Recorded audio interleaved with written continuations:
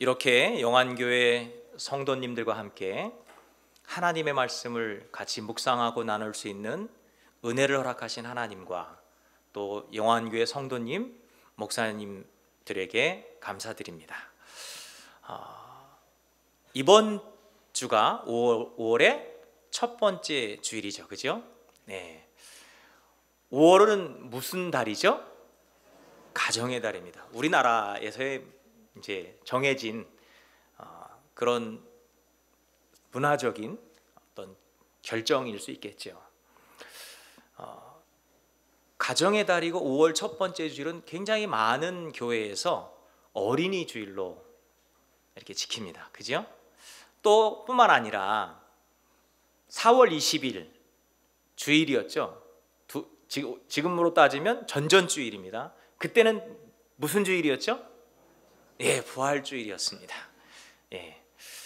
그 부활의 영광이 없었다라고 한다면 이 어린이 주일도 큰 의미가 없을 것입니다. 가정의 달도 큰 의미가 없었겠죠. 그죠? 예.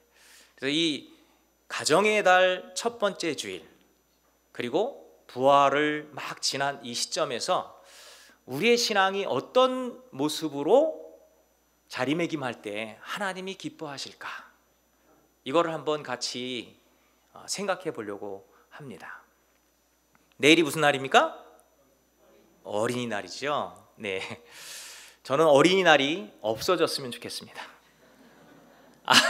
여기 지금 웃으시는 분들은 어떤 생각을 하는 거냐면, 이거 어린이날 되니까 이 애들이 얼마나 귀찮게 하는지, 여기 가자 저기 가자, 그런 의미일 수도 있어요.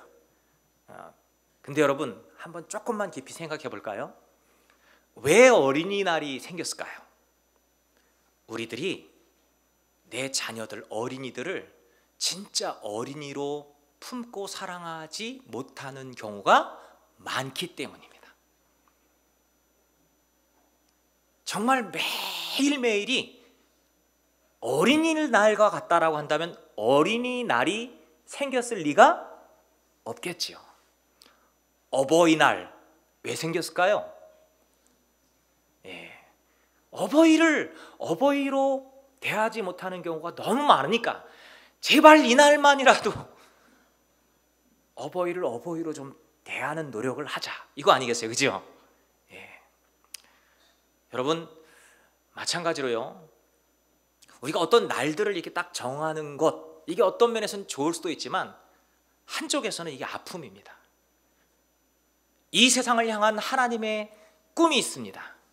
그게 뭔지 아십니까?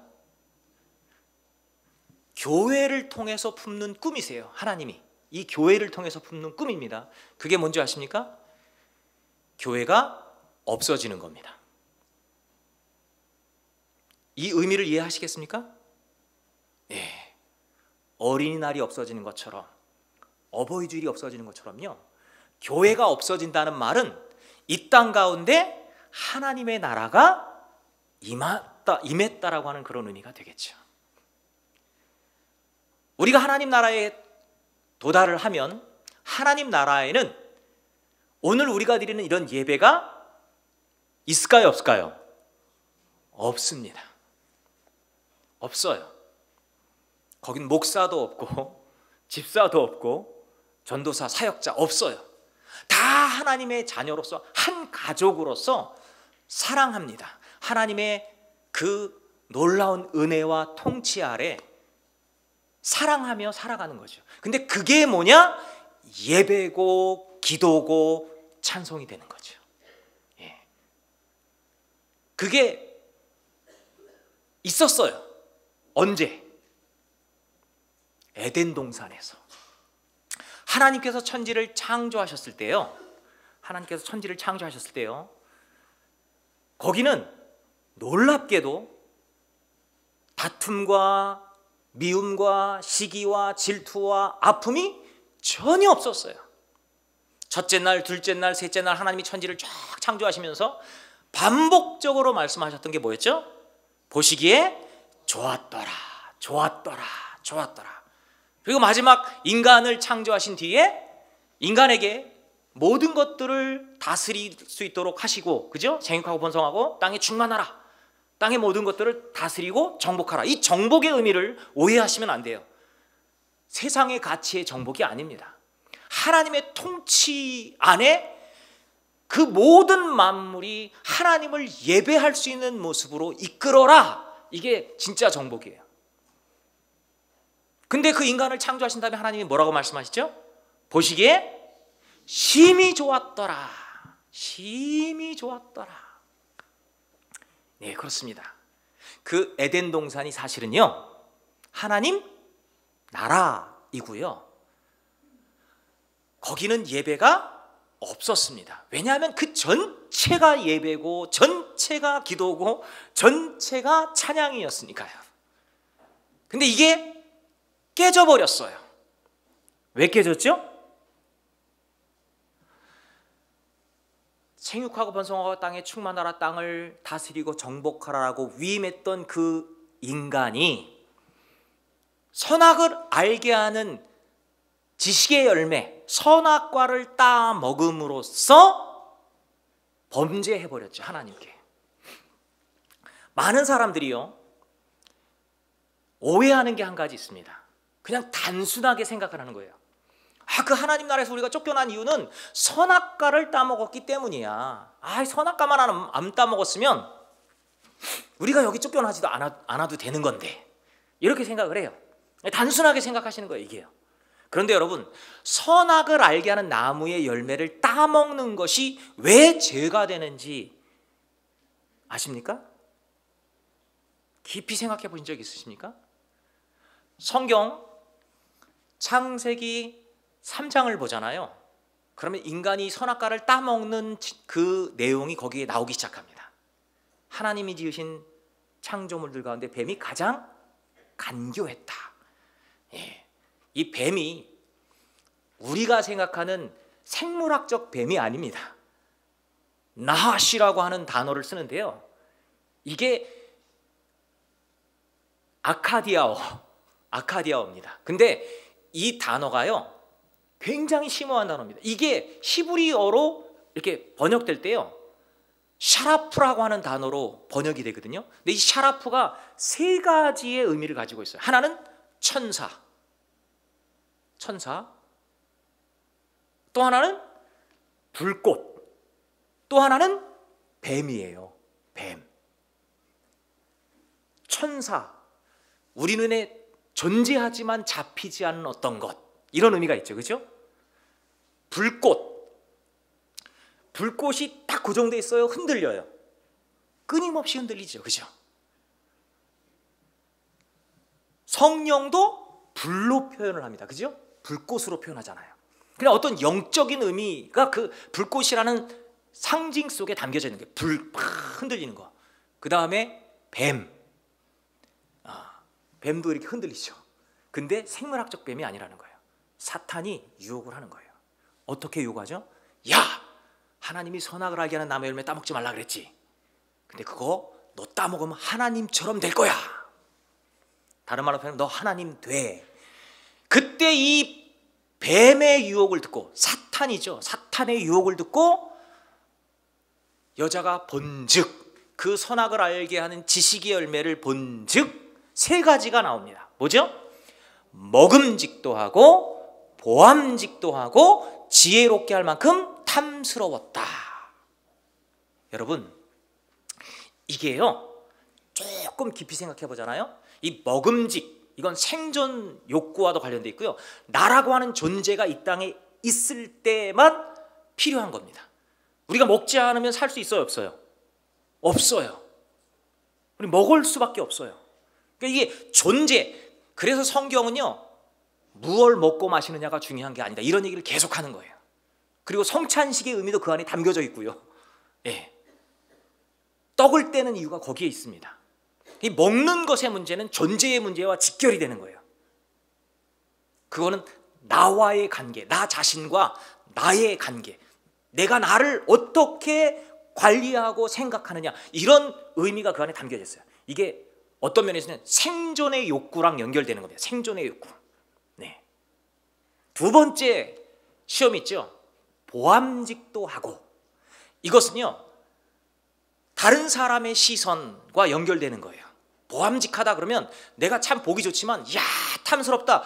그 욕구가 나에게 투사가 되는 순간 다른 사람들이 나를 와 대단한 사람이다 이렇게 보아줬으면 좋겠다. 이런 욕구가 거기에 담겨져 있는 거죠. 예. 그건 뭐냐? 나와 나 자신과의 관계의 문제가 아니라요, 나와 타자와의 관계의 문제인 겁니다. 타자와의 관계 속에서 느끼는 나의 욕구, 이걸 보여줘요. 또 하나는 세 번째, 지혜롭게 할 만큼 탐스럽다. 여러분, 지혜롭게 하다라고 하는 이거는요, 어떤 의미일 것 같습니까? 예. 사람은요, 생존의 욕구가 해결되고 난 다음에는요, 그 다음에 그 생존의 욕구를 넘어서서 뭔가 사람들 속에 자기가 인정받고 높아지고 싶은 욕구가 생깁니다. 이 첫 번째 욕구는 육체적 욕구라고 한다면요, 두 번째 욕구는 정신적인 욕구라고 얘기할 수 있어요. 매슬로우의 욕구 단계론이 있거든요. 거기에 보면 제일 첫 번째 나오는 게 생존의 욕구예요. 그 다음 몇 개가요, 이 정신적인 욕구입니다. 뭐 소속감의 욕구, 인정의 욕구, 막 이런 것들, 다른 사람들과 나와의 관계 속에서 있는 거예요. 이게요. 이런 욕구가 유혹의 속내용이라는 얘기입니다. 유혹의 속내용. 그런데 여러분, 요 육체적 욕구가 끝나면 사람들은 뭔가 정신적인 욕구, 인정받고 뭐 사회적 명예라든지 권세라든지 지혜라든지 이런 것들을 막 추구해 갑니다. 근데 여러분, 요게 채워지고 난 다음에 어떤 욕구가 올라오는지 아십니까? 이게 바로 지혜롭게 할 만큼 탐스럽다라고 하는 욕구와 연결되는 거예요. 내가 신이 되기를 원하는 거죠. 내가 신이다. 내가 신이다. 이 세상 누구보다 높은 존재가 된 다음에 이제는 내가 이 세상을 통치하겠다라고 하는 의미가 그 안에 담겨져 있는 거예요. 그게 지혜롭게 할 만큼 탐스러운 거죠. 그래서 요한일서 2장 16절 보면요, 이걸 그대로 얘기를 해요. 어떻게? 세 가지 욕구로요. 뭐라고 하죠? 육신의 정욕, 그 다음에 눈, 안목의 정욕, 그 다음에 지혜롭게 할 만큼 탐스러운 이생의 자랑. 이건 아버지께로 온 게 아니라 누구로부터 왔다고요? 세상으로부터 왔다. 공중권세를 잡은 세상으로부터 왔다. 이게 사탄이죠. 그런데요, 여자가 그 유혹을 느껴서 그걸 따먹은 다음에 이제 아담한테도 줬죠. 이 첫 번째 아담은, 다른 말로 표현하면 인간은 이 아담과 하와의 후손으로 이 땅에 던져진 인간들은요, 이 원죄 안에서 늘 살아갈 수밖에 없습니다. 하나님은 근데 이걸 따먹으면 어떻게 된다 그랬죠? 죽는다, 이렇게 얘기하셨죠. 그죠? 근데 놀라운 사실은요, 첫 번째 사람 아담은 이걸 먹음으로써 우리에게 죽음을 가져줬고요, 우리 원죄가 그걸 보여주는 거예요. 모든 욕구가 궁극적으로 하나님을 향하여 가고 있는 거죠. 하나님 되고 싶은 욕구로 막 가고 있는 거죠. 그런데 두 번째 사람, 예수 그리스도가 이 땅에 오셨습니다.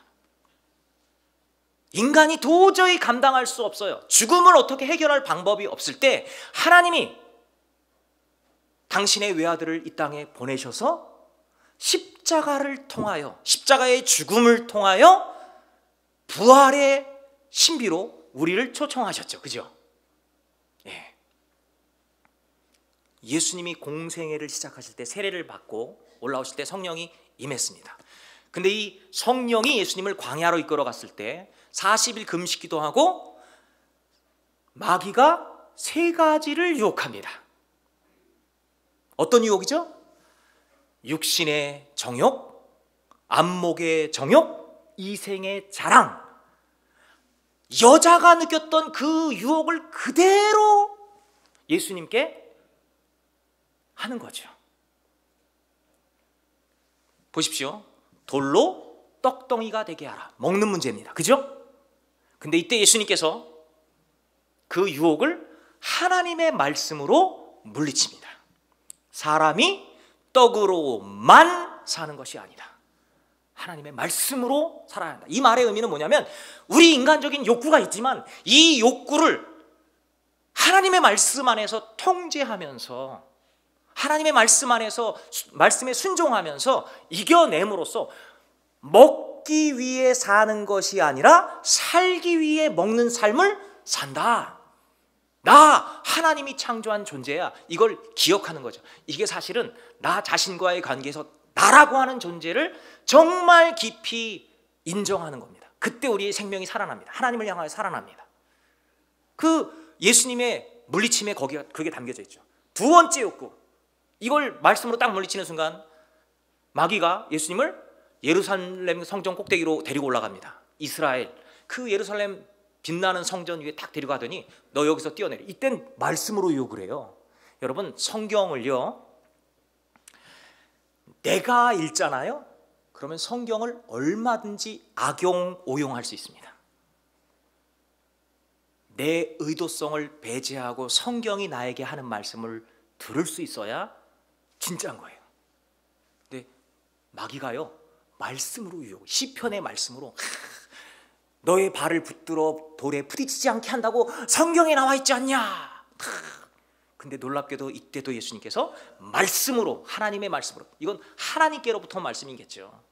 자기가 말씀을 이용하는 게 아니라 하나님의 말씀대로 받아들이는 겁니다. 뭐라고 합니까? 주 너의 하나님을 시험하지 말라.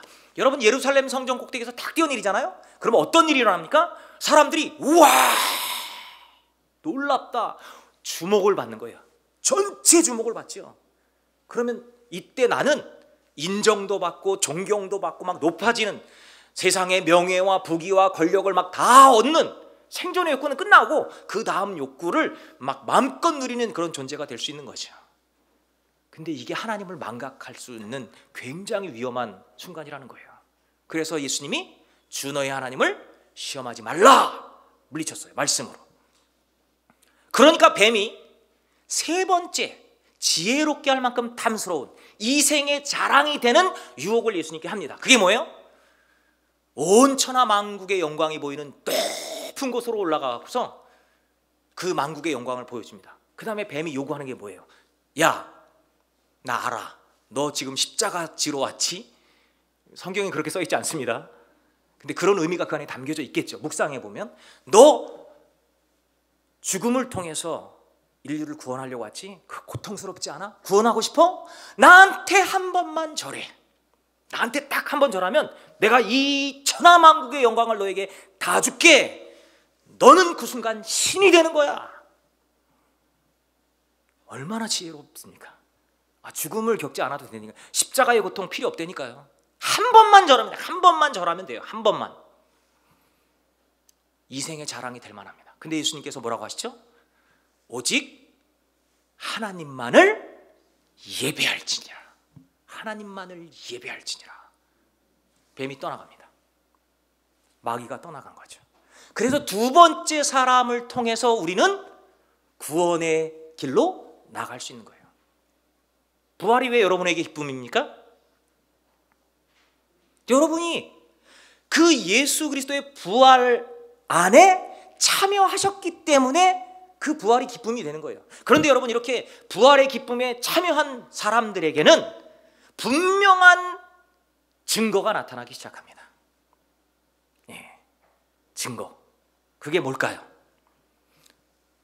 죽음에서 생명으로 나오는 이 부활의 은총에 참여한 사람들은 관계성을, 다 관계라고 그랬죠. 자기 자신과의 관계, 타자와의 관계, 하나님의 관계, 이 관계성을요 제대로 세우기 시작합니다.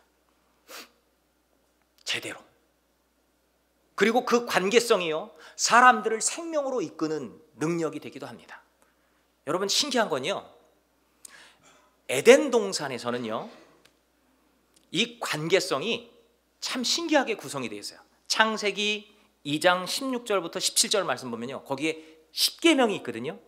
사람들이 출애굽기 20장, 신명기 5장에 10계명이 나오는데 왜 거기 10계명이 있어? 창세기 2장 16절 17절은요 에덴 동산의 10계명입니다. 사실 10계명을 핵심적으로 딱 보잖아요. 그러면 그 내용이 거기 다 있어요. 근데 이 순서를 보잖아요. 그 에덴 동산 하나님의 나라에서는요, 이 계명의 순서가요, 내 욕구를 채우고 난 다음에, 채우다 보면 다른 사람들과의 관계 같은 것들도 연결이 되겠죠, 그죠? 그런데 그게 아무 문제가 되지 않아요. 타자와 함께 그걸 공유하고 누려요. 정말 좋은 관계성 속에서 하나님을 하나님으로 예배하는 단계로 갑니다. 그래서 창세기 2장 16, 17절을 보면 이렇게 기록되어 있습니다. 네가 동산 모든 나무의 실과는 임의로 마음껏 먹어. 그런데 선과 악을 아는 나무의 열매는 먹지 마. 그걸 먹는 날에 너는 반드시 죽어. 여러분, 순서가요, 내 마음껏 살아도 돼. 근데 내 마음껏 사는데 다른 사람과 부딪혀요, 안 부딪혀요? 전혀 부딪히지 않아요. 그런데 너 조심할 게 있어. 그렇게 마음껏 살면서 예배하면서 어떤 순간에도 하나님을 하나님으로 꼭 인정해야 돼. 이렇게 얘기합니다. 꼭 하나님을 인정해. 근데 하나님 인정하지 않잖아? 넌 죽어. 근데 따먹죠, 그죠? 쫓겨났어요. 진짜 죽음이 온 거예요, 우리한테. 이런 질문을 합니다. 아이고, 왜 그 선악과 안 만들어 놨으면 괜찮았을 텐데. 여러분, 진짜 신기한 건요, 존재라고 하는 것은 부재 속에서만 부각이 됩니다. 그 말의 의미가 뭐냐? 생명의 소중함은요, 죽음이 있을 때만 느껴지는 거예요. 생명만 있잖아요? 그럼 생명 자체가 느껴지지가 않아요. 그래서 하나님이 선악과 만들어 놓으신 거예요. 그거 너한테 생명을 준 거야. 너 먹을 수도 있고 안 먹을 수도 있고. 근데 딱 따먹었어요. 죽음으로 던집니다. 그런데 죽음으로 딱 던지는 그 순간 인간은 깨닫는 거죠. 아, 죽는구나. 생명으로 다시 가야 되겠구나.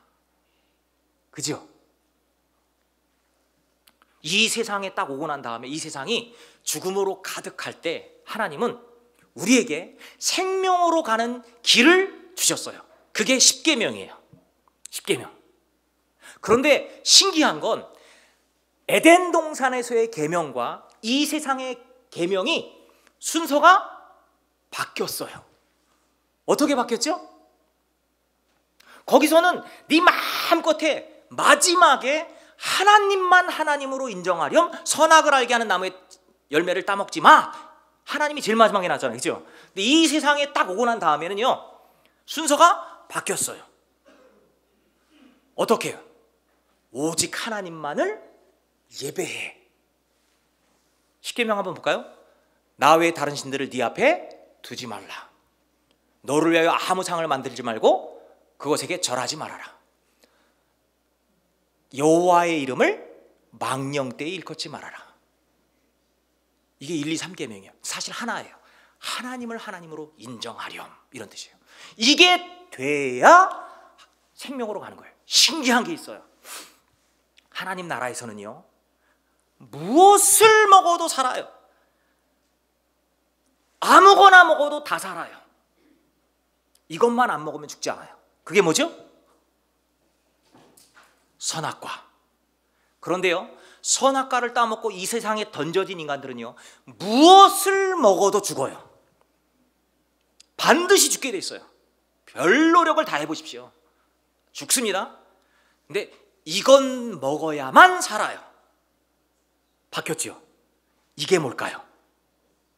예수 그리스도의 십자가입니다. 예수 그리스도의 십자가 아니고서는 살 방법이 없어요. 무슨 일을 해도 죽습니다. 완전히 바뀌어버린 거예요. 그래서 순서가 바뀐 겁니다.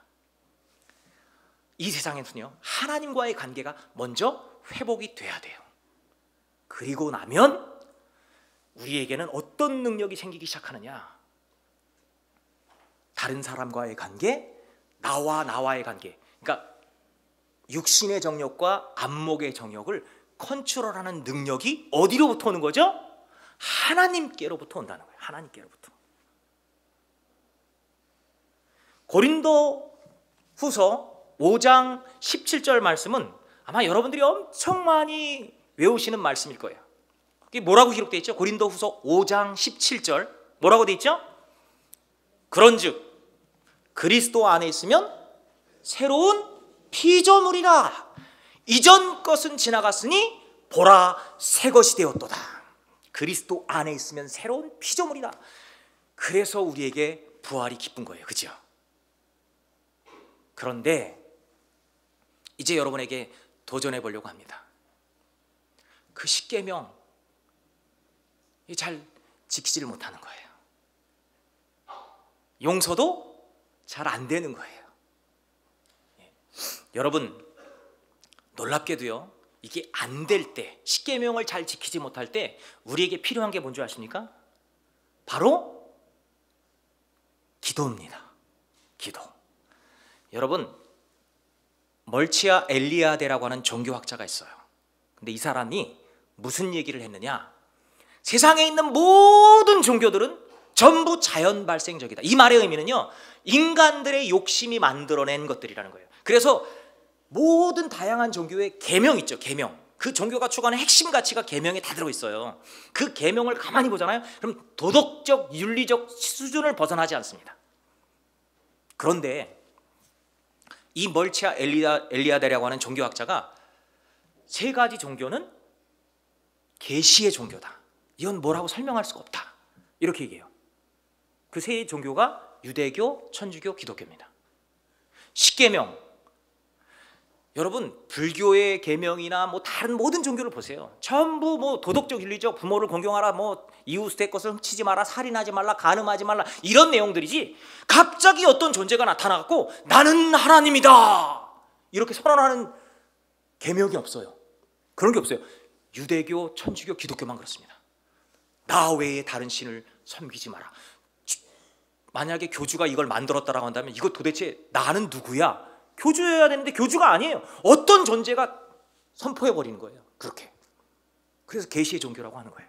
왜? 이건 뭐지? 너무 신비한 거죠. 성경을 보면 십계명은 인간이 만든 게 아니라 하나님께서 모세를 통하여 직접 주셨다고 하죠. 그죠?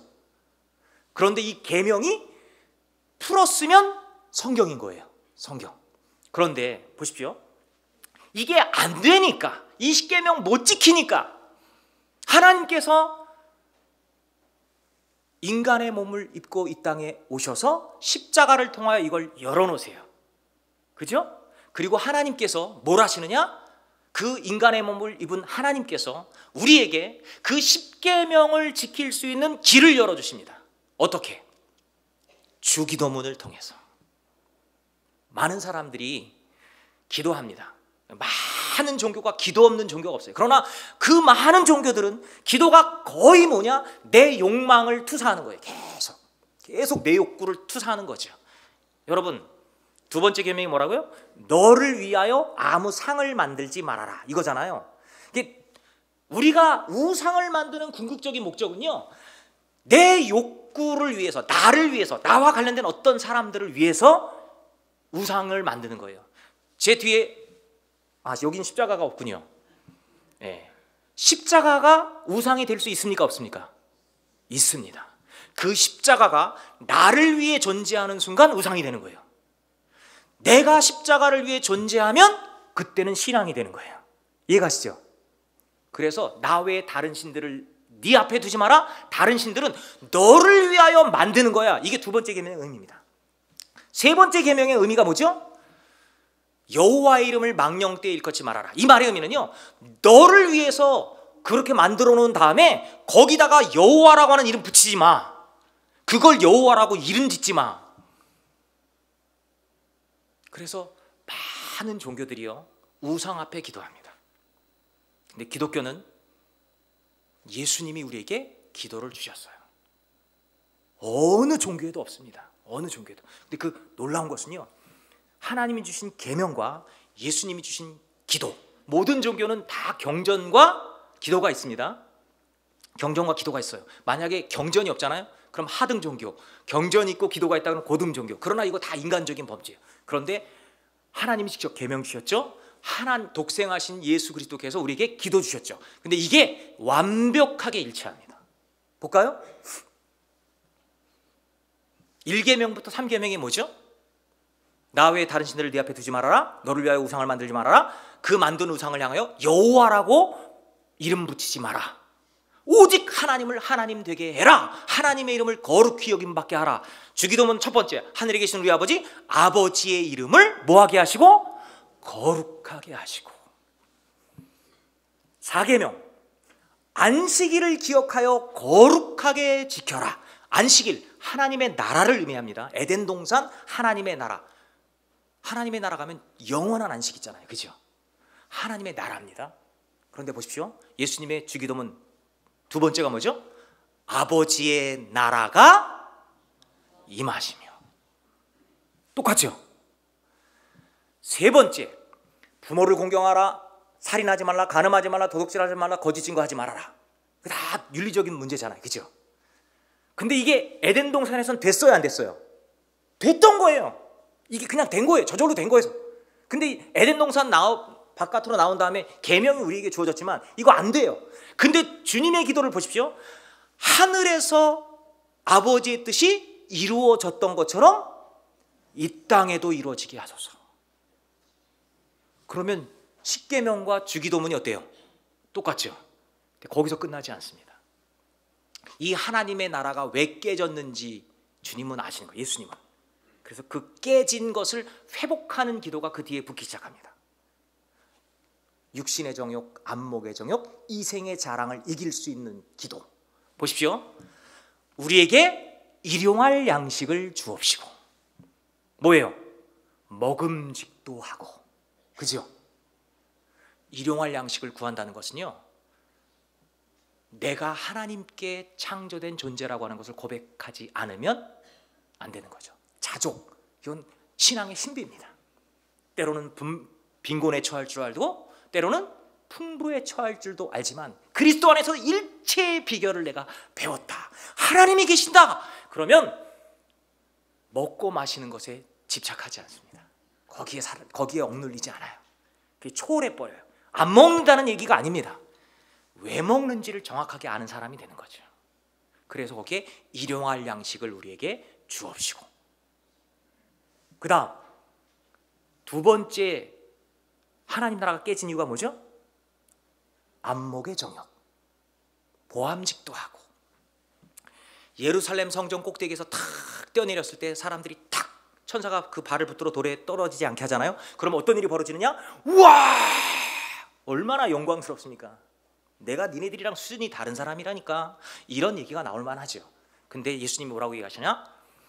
우리가 우리에게 잘못한 사람을 용서하여 준 것 같이 우리 죄를 용서하여 주옵시고.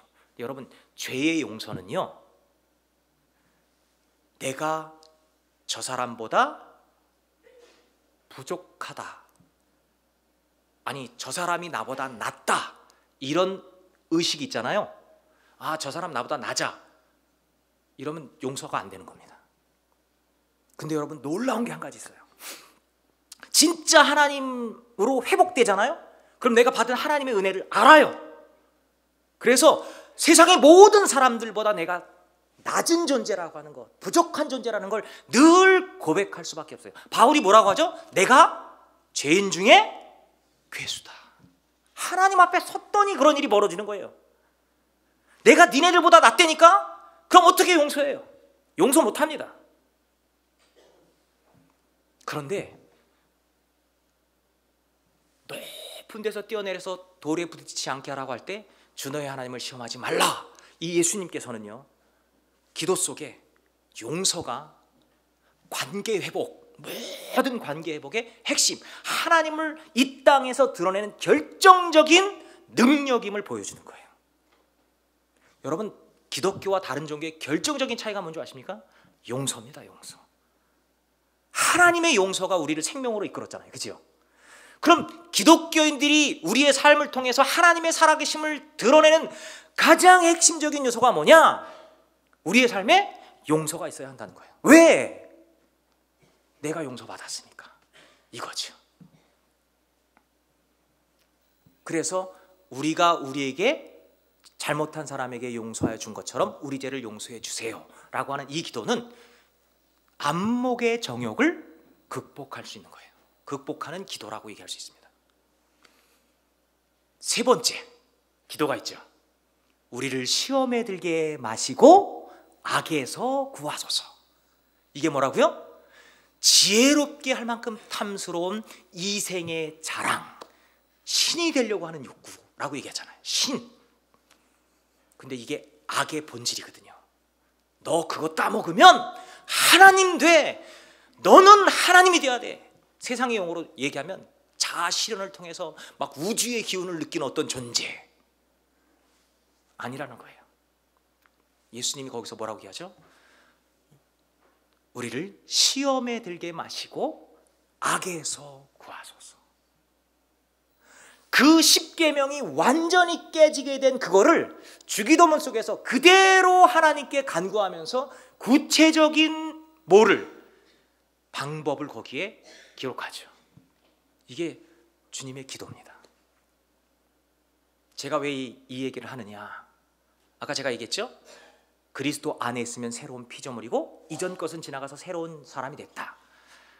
우리 삶에 과연 그런 능력이 있냐? 용서가 있냐? 가정의 달이니까요. 한번 좁혀보자고요. 여러분에게 원수는 누굽니까? 사실 진짜 원수는요, 가장 가까운 데 있습니다. 저 지구 반대편 나랑 가장 멀기 때문에 원수 아닙니다. 사실 원수는요, 내 욕구, 욕망, 이게 막 투사가 돼서 그 사람을 내 마음대로 막 조종하고 싶고 내가 다 통치하고 싶은 그런 욕구가 막 투사되는 어떤 존재가 있는데, 이 사람이 내 마음대로 안 움직이네. 그럼 뭐 어떤 감정이 올라와요? 화가 되는 거예요. 화. 철천지 원수가 되는 거죠. 원수는 가장 가까운 사람입니다. 여러분에게 가장 가까운 사람이 누구예요?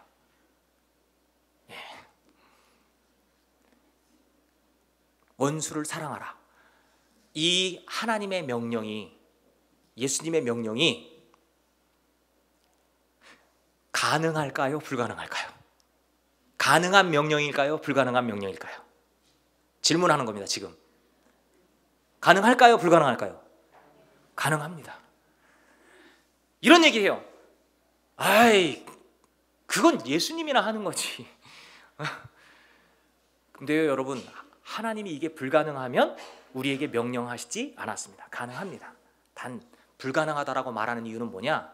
나 안 하겠다라고 딱 선택하고요, 표현은 그렇게 하는 거죠. 아, 그건 불가능해요. 아니요, 가능해요.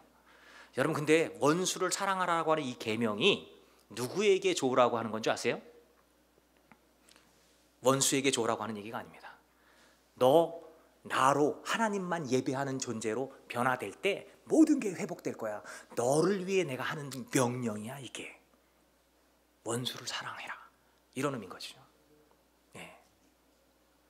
여러분, 하나님은 우리에게 계명을 주셨어요. 이 세상을 살아가는 우리에게. 근데 이게 참 지키기 힘들어요. 근데 예수님은 주기도문을 통해서 이것을 극복할 수 있는 방법을 제시해 주셨어요. 그죠? 안 될 때 뭘 해야 되느냐? 이게 안 돼요. 그때 우리에게 필요한 게 바로 기도라는 거예요. 기도. 어떤 기도? 주님이 하셨던 기도. 잘 보세요. 하나님이 이 땅을 구원하시기 위해서 예수님을 보내셨는데요, 그 예수님도 십자가를 지러 갈 때 당당하게, 즐겁게, 기쁘게 가셨어요? 아니에요. 겟세마네 동산에서 3번이나 기도하신다고. 3번이나. 뭐라고요? 어떻게 하면 이걸 피할 수 있습니까? 피했으면 좋겠습니다. 이게 우리의 욕망이에요. 욕망. 그런데 내 원대로 마옵시고 아버지의 뜻대로 하옵소서. 내 원대로 마옵시고 아버지의 뜻대로 하옵소서. 기도를 통해서 십자가의 길로 가셨죠. 그죠? 하나님께 모든 걸 맡겨요. 이게 하나님만을 예배한다라고 하는 것의 의미예요. 하나님만을 예배한다. 주님도 기도를 통해서 그것을 감당하신다고요. 뿐만 아니라 예수님의 제자들도 마찬가지예요. 예수님의 부활 목격했어요, 제자들. 그런데 여러분, 예수님의 부활을 목격했던 제자들이 나가서 막 전할 때 기쁨으로 막 전했어요? 부활을 목격한 다음부터? 아니에요. 부활은 알았는데, 십계명은 알았는데 안 지켜지는 것처럼 부활은 알았는데 내 마음속에 아직도 뭐가 있어요? 두려움이 있어요. 그때 예수님께서 미리 말씀하셨죠. 기도하고 성령을 기다려라.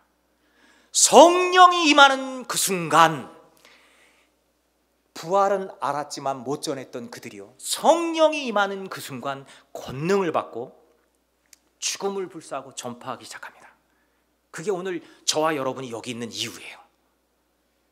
그게 예수님의 제자가 그랬고요, 우리 이 시대를 살아갔던 사람들 중에 또 그런 사람이 있어요. 코리텐 붐이라고 하는 사람. 2차 세계대전 속에서요, 유대인들을 막 아우슈비츠 그 수용소에서 막 수없이 죽였잖아요. 유대인은 아니었지만 그 유대인을 숨겨주다가 잡혀갖고 수용소에 같이 갇혔어요. 그런데 어떤 일이 벌어졌느냐? 그 수용소 안에서 모진 고초를 당하는 거죠. 언니와 같이 갇혔는데요, 언니는 그 수용소에서 죽었어요. 자기도 엄청난 고초를 당했어요. 그런데 2차 세계대전이 끝난 다음에요, 이 코리텐 붐은 신앙인이었기 때문에, 그 아버지도 훌륭한 신앙인이거든요. 신앙인이었기 때문에 용서의 복음, 내가 그리스도인으로서 내가 용서받았는데 안 하면 안 되지. 그래서 막 복음을 전하기 시작했어요. 근데 그때 그 독일에 가서 복음을 전할 때 자기 언니를 죽게 했던, 자기를 괴롭혔던 간수가 딱 눈에 나타나서 저를 용서해 주실 수 있으시겠습니까? 이렇게 딱 얘기하는 거죠. 아득해집니다. 내 감정으로는 도저히 용서가 안 돼요. 근데 이때 코리텐 붐이 뭐 하는 줄 아십니까? 기도합니다. 내 감정은 이 사람을 용서할 수 없습니다. 그러나 하나님, 내가 이 사람에게 손을 내밀게 하시고 그 손을 통하여 하나님의 사랑이 흘러가게 해주세요. 기도하고 손을 딱 내미는데 그 사람이, 그 간수가 얼마나 저기 했겠어요. 손을 딱 붙잡는 그 순간 그들의 손을 통해서 하나님의 사랑이 흘러간 거예요. 오늘 우리가 읽은 마태복음 18장의 말씀 잘 생각해 보십시오. 우리는요, 기독교의 핵심인 용서가 기독교인이라고 하는 증거가 돼야 하는데 그게 안 돼요. 이유가 뭔지 아십니까? 오늘 우리가 읽은 본문 말씀이 그 비밀을 얘기해 줘요. 비유잖아요, 그렇죠? 임금이 1만 달란트를 빌려줬는데 갚을 때가 되는데 못 갚아. 그러니까 이 주인이요, 불쌍하게 여겼어요. 불쌍하게. 이게 긍휼, 컴패션입니다. 불쌍하게 여겨서 탕감해버렸어요. 예수 그리스도의 십자가를 통해서 우리를 생명으로 이끌어 주셨다는 의미가 그 안에 담겨 탕감해 주셨어요. 그런데 어떤 일이 벌어졌어요? 탕감받은 그 사람이요, 길을 가다가 자기에게 100데나리온 빚진 사람을 만나는데요, 빚 갚으라고 막 멱살 잡다가 조금만 참아달라고 하는 그 순간 안 돼, 그러고 감옥에 집어넣어버려요. 여러분, 1만 달란트가 얼마인 줄 아십니까? 오늘날 돈으로 환산하면요, 노동자 하루 품삯을 10만 원으로 쳤을 때 약 6조 정도 됩니다. 6조.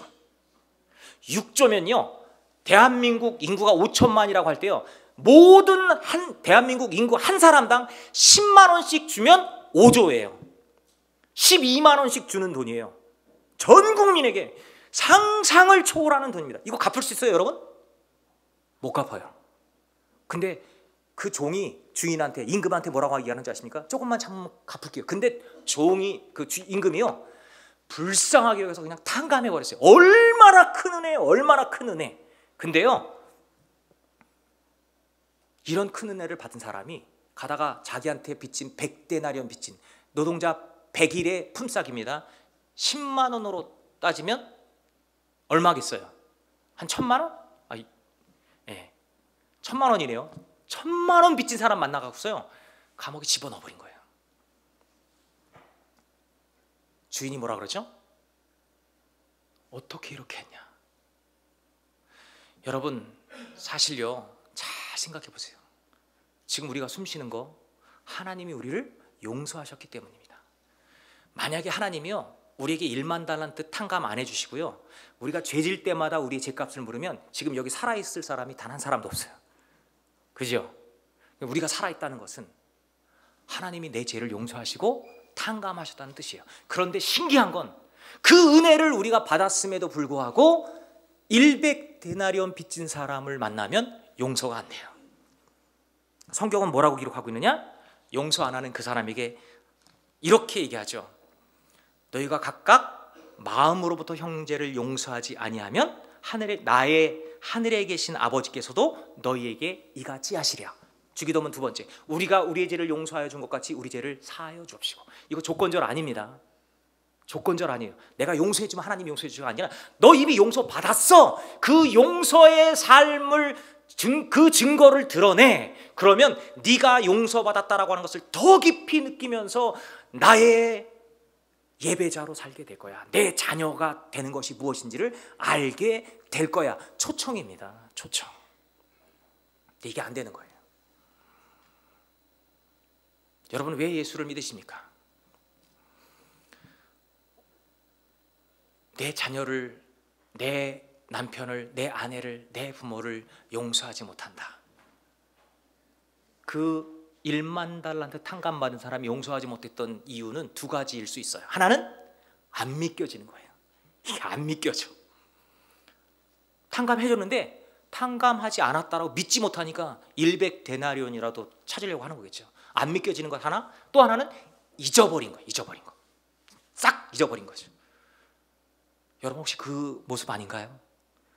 여러분 정말 여러분이 하나님의 자녀라고 한다면, 이전 것은 지나갔으니 보라 새 것이 되었도다, 하나님의 자녀가 됐다라고 한다면 우리에게 드러나야 되는 삶의 증거, 하나님 자녀로서의 관계성의 놀라운 열매가 뭐냐? 용서입니다. 고린도전서 5장 17절 제가 조금 아까 얘기했지만요, 거기 그 얘기를 하고 난 다음에 18, 19절에 이렇게 기록되어 있습니다. 제가 17절부터 읽겠습니다. 그런 중 누구든지 그리스도 안에 있으면 새로운 피조물이라, 이전 것은 지나갔으니 보라 새 것이 되었도다.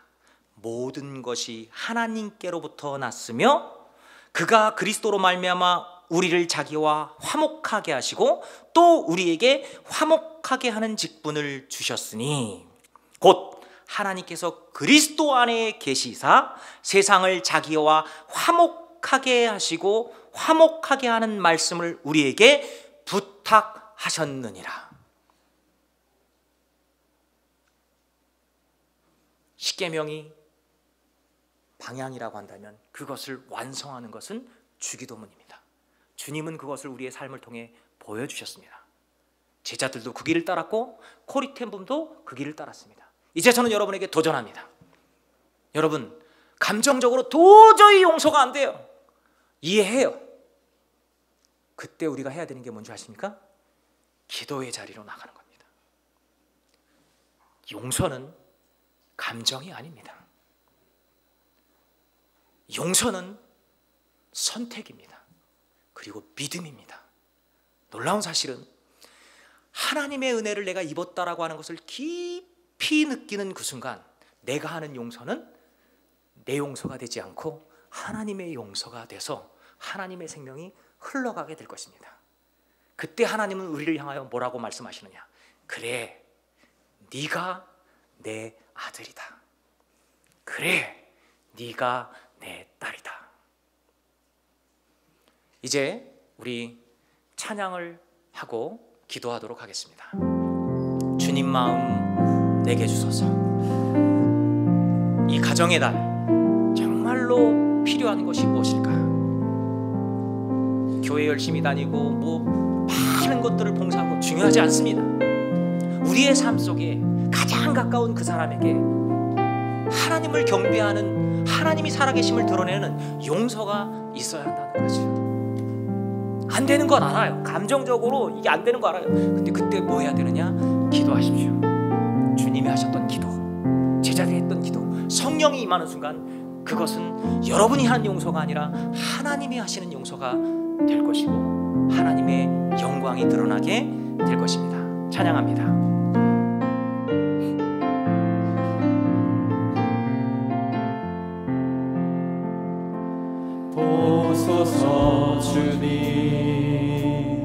나의 마음은 선한 것 하나 없습니다. 그러나 내 모든 것 주께 드립니다. 사랑으로 안으시고 날 새롭게 하소서. 주님 마음 내게 주소서. 내 아버지 주님 마음 내게 주소서. 나를 향하신 주님의 뜻이 이루어지도록 주님 마음 내게 주소서. 주님 마음 내게 주소서. 주님 마음 내게 주소서. 내 아버지 주님 마음 내게 주소서. 나를 향하신 주님의 뜻이 이루어지도록 주님 마음 내게 주소서. 우리 한번 같이 소리 내서 잠깐 기도하도록 하겠습니다. 주님, 주님의 마음을 주십시오. 나 감정적으로 감당할 수 없습니다. 주님이 도우셔야 합니다. 주님이 가신 그 길 내가 따라가기를 원합니다. 그래서 나의 삶에 하나님의 자녀라고 하는 하나님이 살아계심을 드러내는 능력과 증거가 간증이 있게 하옵소서. 함께 기도합니다. 사랑의 주님, 우리를 믿음의 자리에 우리의 삶에 하나님의 살아계심을 드러내는 얼마나 힘들고 아버지, 내가 하나님께 용서받았다라고 하는 것을 내가 받은 용서를 내 용서가 하나님의 용서로 그로 인하여서 우리의 삶 하나님의 나라가 임할 수 있도록 도와주옵소서.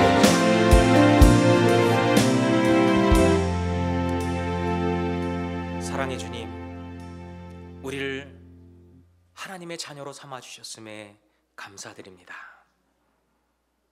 우리가 하나님의 자녀일진데 아버지의 마음을 알게 하시고 예수님이 가신 그 길을 따를 수 있게 하옵소서. 이 세상의 가치를 따르는 것이 아니라 하늘의 가치를 좇아 오직 하나님의 살아계심을 드러내는 삶을 살아내게 하셔서 하나님으로부터 훗날 하나님 앞에 섰을 때 잘하였도다 충성된 종아, 또 잘했다 내 아들아 내 딸아 라고 하는 말씀을 들을 수 있도록 우리를 성령으로 충만케 하옵소서. 우리 주 예수 그리스도의 이름으로 기도합니다. 아멘. 이제는 우리 주 예수 그리스도의 은혜와 하나님 아버지의 무한하신 사랑하심과 성령의 교통하심이 말씀을 들은 모든 심령들 위에와 영안교회 공동체 위에 이제로부터 영원토록 함께 하옵시기를 간절히 축원하옵나이다. 아멘.